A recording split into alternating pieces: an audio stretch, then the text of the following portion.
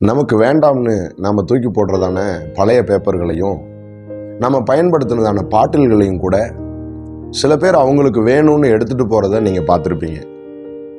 நம்முடைய பார்வையில ஆகாதவைகளா குப்பைகளா தெரியக்கூடியதான பல விஷயங்களும் அவங்களுக்கு ஆதாயங்களாக தெரிகிறது. அதுபோலத்தான் அநேக மனிதருடைய பார்வையில ஆகாதவர்களா வேண்டாதவர்களாக தெரிகிறதான நாமும் கூட ஆண்டவருக்கு வேண்டியவர்களாக தெரிகிறோம்.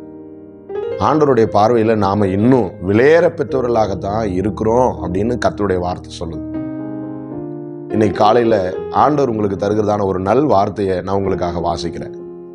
சங்கீத புஸ்தகம் 113வது அதிகாரம் 7வது வசனம். அவர் சிறியவனை புழுதியிலிருந்து தூக்கி விடுகிறார், எளியவனை குப்பையிலிருந்து உயர்த்துகிறார். அவர் எளியவனை குப்பையிலிருந்து உயர்த்துகிறார். பிரியமானவர்களே, ஒருவேளை உங்களுடைய வாழ்க்கை அநேகருடைய பார்வைக்கு குப்பையாக தெரியலாம். நீங்க ஆகாதவர்களாக தென்படலாம். நீங்க கவலையே படாதீங்க. குப்பையிலிருந்தும் இல்லைன்னா குப்பையா இருக்கக்கூடியதான நம்மையும் ஆண்டவர் நிச்சயமா ஒரு நாள் உயர்த்த முடியும். சங்கீதக்காரனாகிய தாவீது தன்னுடைய சங்கீதம் 31வது அதிகாரத்தினுடைய 12வது வசனத்துல அவனுடைய கடந்த கால அனுபவங்களை அவன் குறிப்பிடுகிறான். செத்தவனை போல எல்லாராலும் மறக்கப்பட்டேன், உடைந்த பாத்திரத்தை போலானேன் என்கிறான்.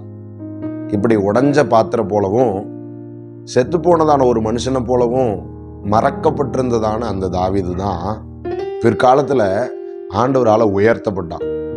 ஆண்டவர் அந்த தாவீதை குறித்து சொல்லுகிறாரு, இவனை எனக்காக அபிஷேகம் பண்ணுங்க, இவன் என்னுடைய இருதயத்துக்கு ஏற்றவன் அப்படின்னு ஆண்டவர் சொல்றார்.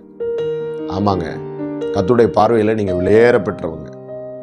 இன்னைக்கு நீங்க இருக்கக்கூடியதான எந்த சூழ்நிலையும் நினைச்சு உங்களுடைய காரியங்களை நினைச்சு நீங்க தோண்டு போகாதீங்க.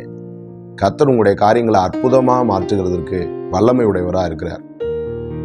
அதை போலவே உங்களுடைய குடும்பத்தில் இருக்கிறதான எந்த ஒரு நபரையும், உங்க வாழ்க்கை துணையோ உங்க பிள்ளைகளையோ நீங்க அற்பமா நினைச்சிட வேண்டாம். அவங்களுக்கு இன்றைக்கு ஒருவேளை நீங்க நினைக்கிறது போல ஞானம் இல்லாம இருக்கலாம், பலன் இல்லாம இருக்கலாம். ஆனா ஆண்டவருடைய கரத்தால் அவர்களும் ஆசீர்வதிக்கப்பட முடியும். அவர்களும் தேவனுடைய வல்லமையினால எடுத்து பயன்படுத்தப்பட முடியும். ஆகையினால தேவன் படைத்ததெல்லாம் நன்றாய் இருக்கிறது, நல்லதாய் இருக்கிறது அப்படிங்கிறதான அந்த விசுவாசத்தோட அனைவரையும் ஏற்றுக்கொள்ளுங்க. ஆகாதவைகள் என்று ஒன்றுமே இல்லை. ஆண்டவர் ஆகாதவைகள் எல்லாம் ஆதாயங்களா மாற்றுகிறதுக்கு வல்லமை உடையவரா இருக்கிறார். உங்களுக்காக நான் ஜெபிக்கட்டுமா?